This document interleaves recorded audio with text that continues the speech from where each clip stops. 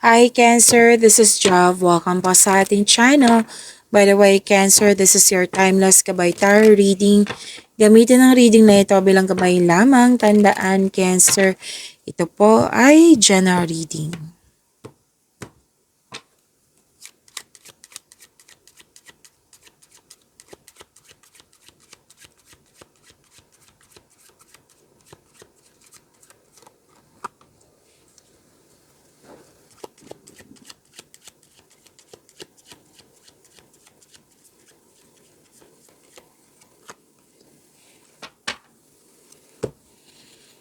Cancer,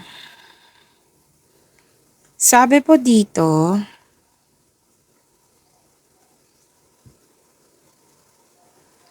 okay, may nakita kasi akong loss of connection dito na pwedeng naalala or pinag-usapan.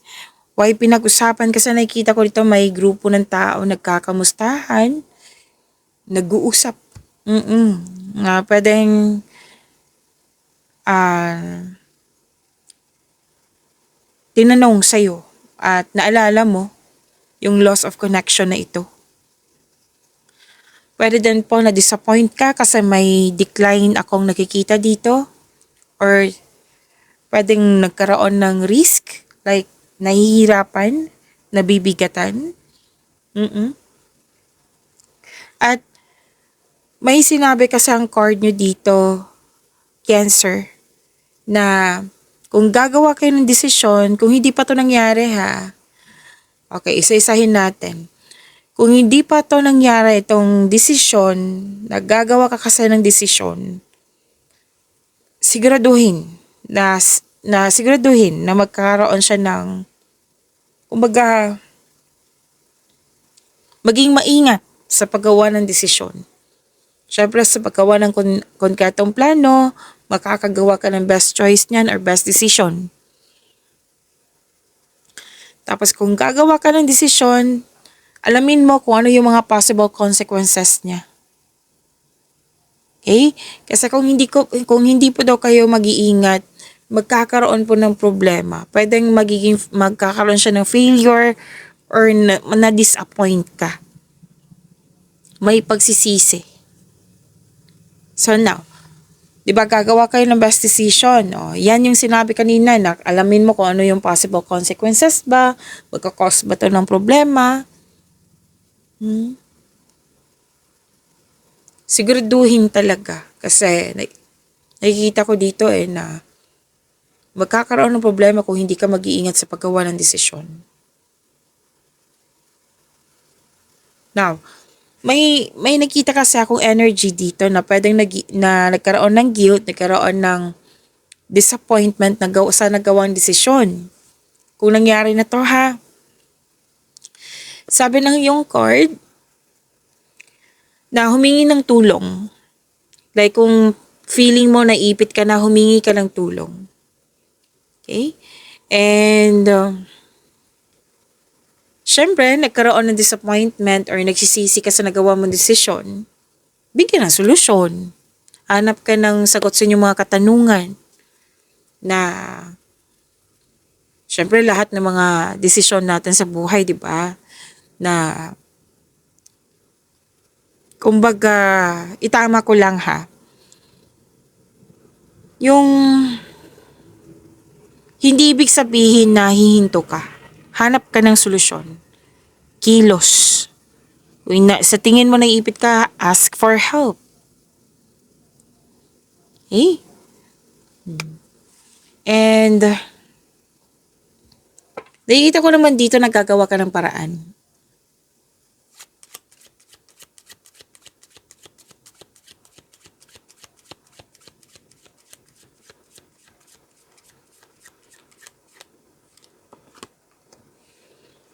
Nakikita ko dito nagagawa ka ng paraan like nag-gather ka ng factual information, nagtatanong ka sa kanila sa mga about sa experience nila.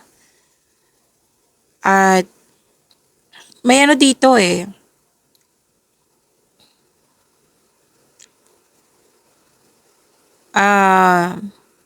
nag-uusap, more on words, conversation.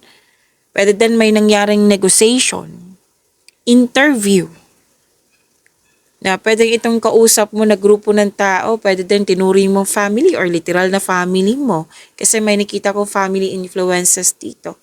Kasamahan sa bahay, pwede din. Na nakikita ko dito na pwedeng nag-brainstorming kayo. Like, kung ano ba dapat ang pipiliin, kung ano ba ang dapat gawin, kung ano ba ang dapat desisyon. Pero at the end of the day, nakita ko naman dito na maka-follow talaga yung desisyon mo. Which is tama na nga naman na yung ginagawa mo dito na mag-gather ka ng factual information. Kasi you're asking for opinion nila, experiences nila. Yan. May nakita ko ditong weighing the pros and cons in a situation. Pwede din nagpuput ka ng being put through a test. Tinitest mo. Ititest natin to, ititest ko to, kung effective ba to or hindi.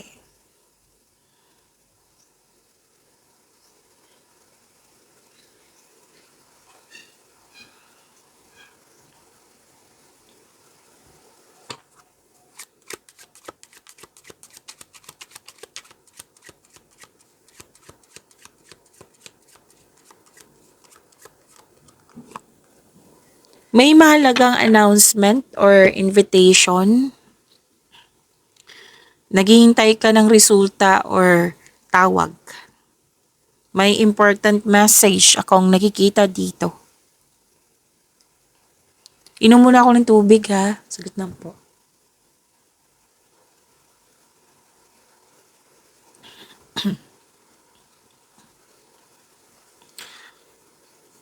Dalawang card po mismo nagsabi dito na makakatanggap ka ng magandang balita. May success na mangyayari. Claim po. Tapos may influence dito, Cancer, ng isang lalaki between 30 and 45 years old. Basta between. And pwedeng malilikaw mo to, partner mo to, kasamahan mo dyan. Basta special siya na malaki ang kanyang influence ngayon. Kung ikaw ay lalaki, pwedeng ikaw din to, Cancer, na malaki ang influence mo sa kapwa mo. At sabi din dito, lalo na sa mga single po na tumatanggap ng maniligaw or nanliligaw kayo, siguraduhin nyo na single ito, sabi ng iyong card. Kasi pwedeng too late mo nang nalaman na pumasok ka pala sa third party or nagkaroon ng love affair. So, this card reminds you na kailangan mong mag-investigate, kailangan mong kilalanin na mabuti kung totoo ba siyang single. Okay na, kumbaga huwag kayong magmadali.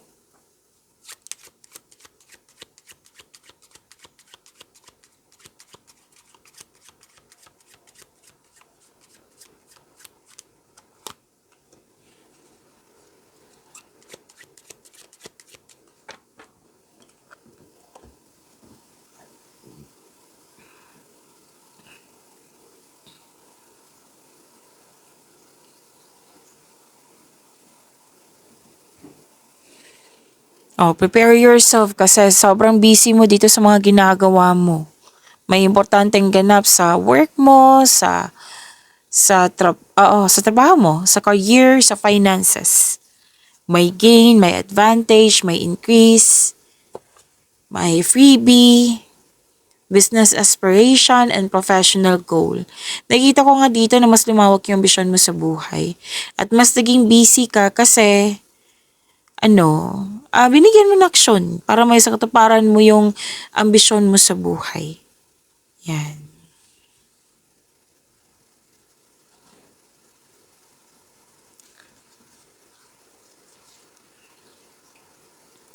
At may sabi din dito na kung may lalaki kanina, may reunion, may togetherness, grupo ng tao, may nakita rin akong influence ng isang young unmarried woman. Yan, malaki ang kanyang influence. Pwede ikaw to, pwedeng siya.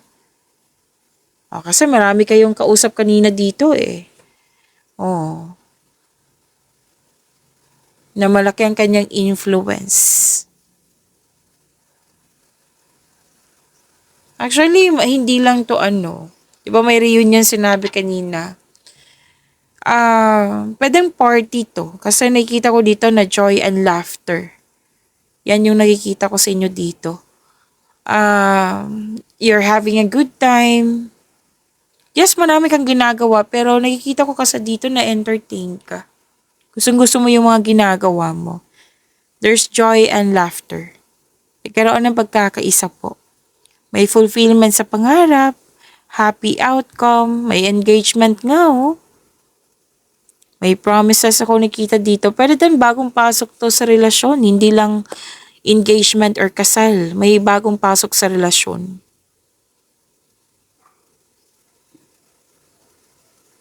Okay, so let's proceed.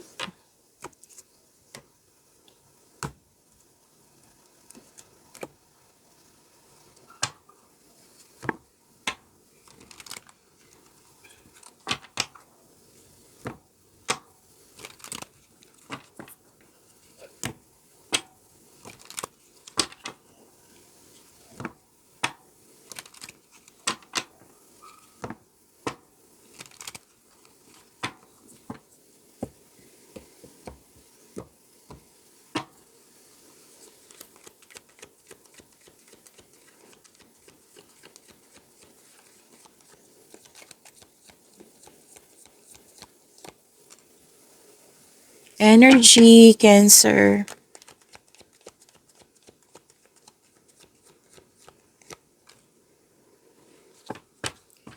Cancer, maraming salamat po sa mga hindi nag-skip ng ads. Subscribe na po kayo sa ating channel at click bell notification para updated po kayo sa reading natin. Para po sa mga gusto magpa-reading po, comment po kayo ng personal reading and check my reply sa comment section.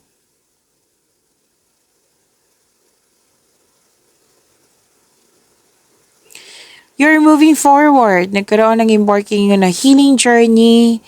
Nagkaroon ng balansa, nagkaroon ng pagkakaisa. May paglalakbay. May kailangan puntahan. Like, kailangan talaga. Oo. Na kailangan puntahan. May relocation, travel sa ibang lugar, lipat work, lipat bagay, lipat bahay, or bakasyon ito. Marami kang dalang hinanakit, naghahanap ka ng solusyon sa inyong problema, and sinabi ng card dito na be patient, papunta ka na sa paroroonan po. And you're walking away from toxicity toxicity, and lumayo ka para magkaroon ng healing, para magkaroon ng growth, and ang ilan sa inyo nag-vacation leave para makahinga, para makapagpahinga.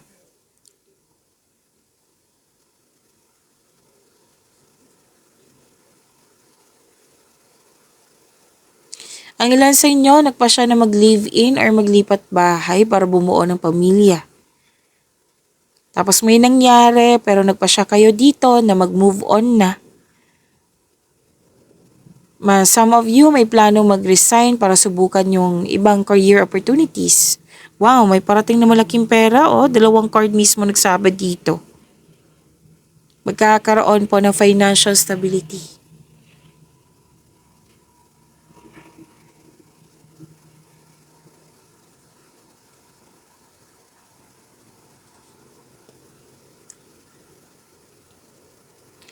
This is about wealth. This is, nakatanggap kayo ng malaking blessings at naging generous kayo sa kapwa nyo. Financial stability.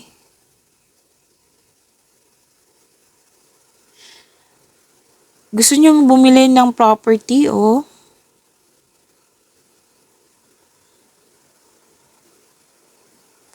Yung parating sa inyo sa mga single dyan, naabot na niya yung financial maturity. So, stable na to sa buhay. So, bakasyon pa rin yung nakikita ko dito sa 2 card ni ito. Plano or nagawa na. Taas ng tagumpay sa kaperahan sa dalawang card na ito. Sinasabi dito ha. Taas ng tagumpay. At katatagan ay nasa iyong kamay na. May kasosyo, may magbigay ng puhunan upang tulungan ka sa pagkamit ng iyong layunin sa buhay.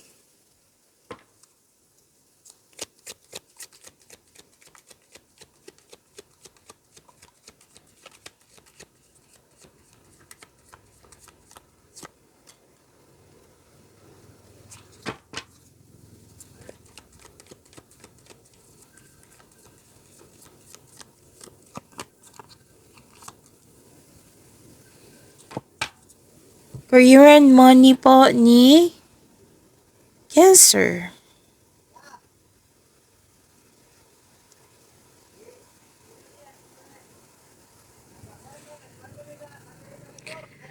Okay, sa career and money nyo po, pasensya na kayo sa ingay ha kung may narinig kayo, may dumaan po. Sa career and money nyo po, Cancer, advice po ito eh. Sabi ng card na makinig sa inyong intuition in making financial or business decision.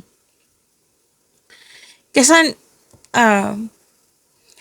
naghahanap ka dito ng solusyon sa inyong problema, sagot sa inyong mga katanungan. So sabi ng card, trust your own counsel first. Kung naghahanap ka, 'di ba? So nasa iyo na yung sagot, nasa iyo na yung solusyon. Huwag kang umasa sa opinyon ng iba, trust yourself first. Maaari din na kasi wala kasi inyong intuition.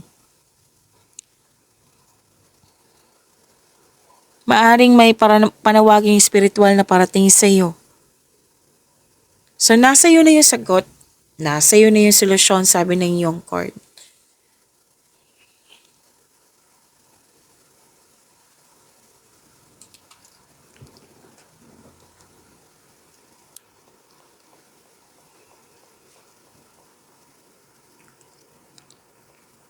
Okay. Kunin ko lang.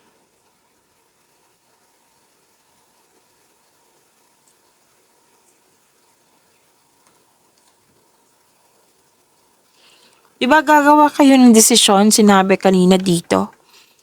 Andito po siya, oh. Diba sabi kanina na malakas yung intuition, gamitin nyo. Kasi makatulong itong intuition na ito sa iyong gagawing desisyon. Na pwedeng natagalan kayo sa paggawa ng desisyon ng dahil sa mga nangyari sa nakaraan. Ito yung nagko-cause ng delay. Kasi nga, parang inaalaw mo yung mga past mistakes. Like, ayaw mo magkamali. Like dati, pwedeng nangyari sa nakaraan na nahihirapan ka sa paggawa ng desisyon kasi nag-look back ka sa nakaraan. Kasi ayaw mo nang maulit yung mga nangyaring hindi mo gusto. Kumakain pa pala ako ng Strepsils ngayon kasi kailangan na po. So, focus kayo sa mensahe. Para may makuha kayong gabay. And, so sabi ng card, mag-focus kayo sa pag-release sa nakaraan at mag-move forward kayo into a new and more successful period. Yes, acknowledge for your success is coming. Parating na po. May financial growth din ako nakikita dito.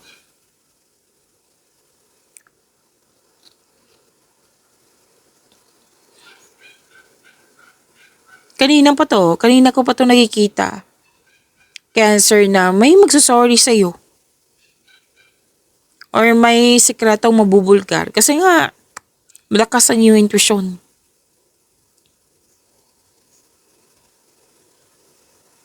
So yan po ha, yung pagkakamali dati, kailangan mo nang i-release yan. Mag-focus ka sa pag-release sa nakaraan. Kasi hindi na, para maka-move forward ka na. Kasi ang ganda ng yung parating sa iyo na success ang sinasabi dito. Magkakaroon ng financial growth, which is sinabi ng dalawang card mo dito.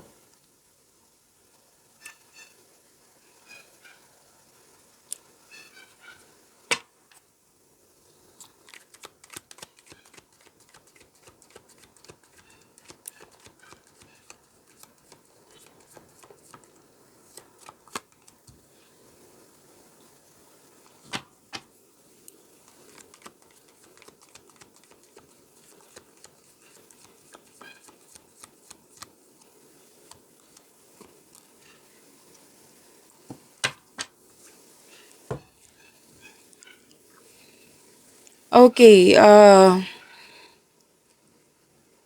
Cancer, maraming salamat po sa mga hindi nag-skip ng ads at paalala lang po na huwag niyong kalimutan na mag-subscribe sa channel natin at i-click yung bell notification para updated po kayo sa reading natin.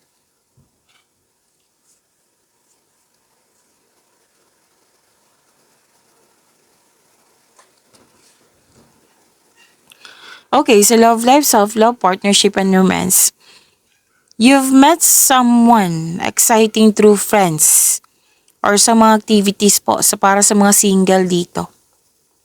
Mamimit mo si the one through friends connection or sa mga activities. Sa mga marelasyon sa buhay mag-asawa, okay. Kanina po itong bakasyon na. Oo, pwedeng bakasyon na ngayon or balak pa po ito. So, reunion pa rin yung nakikita ko dito. May gathering dito na grupo ng tao. Ang ilan sa inyo may planong mag-abroad.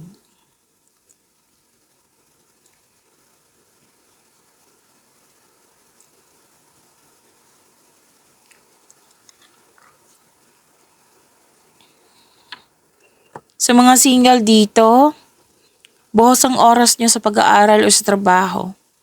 Wala po daw kayong enough time for yourself, to your family. Pagbabalanse po ay kailangan po. Ganon din sa mga marelasyon. Kailangan ng tamang panahon sa iyong sarili, tamang panahon sa inyong partner, tamang panahon para sa iyong pamilya.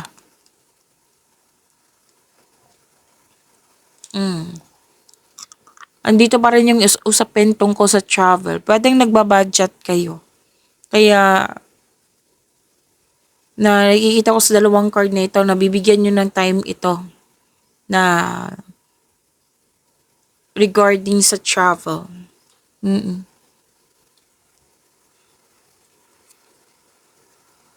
Oh. Okay, may hustisya.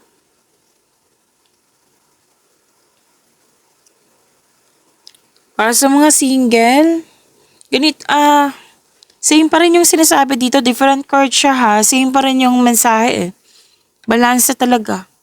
Kasi nakikita ko dito nag-overspend kayo sa travel or nag-overspend sa pag-aaral or nag-overspend sa trabaho.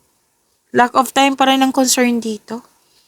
Which is sinabi ng dalawang card po na balansehin talaga. Huwag niyong hantayin na, kasi nakikita ko dito ang ilan nagkaroon ng hindi pagkakaunawaan ng dahil sa lack of time. And some of you, kung wala naman, huwag niyo hintayin na magkaroon ng tampuhan ng dahil sa lack of time. Kung nagkaroon na ng hindi pagkakaunawaan, then mag-usap kayo at panatilihin maging totoo sa isa't isa. May nakita nga ako dito, okay ka lang ba, Cancer? Okay lang ako. Pero deep inside, hindi pala. So, sinabi lang card niya dito na kailangan maging totoo. I-refer mo na yung concern mo. Para alam din niya na nahihirapan ka sa paggawa niya. Nahihirapan ka sa adjustment. Nag-a-adjust ka, tapos siya, patuloy pa rin, di ba? Ang hirap niyan. Kayong dalawa ay magtutulungan. Hindi pwede ikaw lang yung magdadala sa isang relasyon. Pero may nakita naman ako dito, may pagkakaayos. Yes po. Pagkakaayos ang nakikita ko dito. Unang nang sinabi dito kasi baka naging sensitive kayo kasi may buntis. May nakita kong buntis dito, mabubuntis. Okay? And hindi lang 'to pagbubuntis eh. Pwede din po itong you're receiving love. Yes, pwedeng nag-self-love kayo or pwede din na pinaramdam sa'yo na mahal ka niya. Kasi receiving to natanggap mo. Pagyamanin niyo po yung blessings na binigay sa inyo. Cancer, see you tomorrow. Maraming salamat.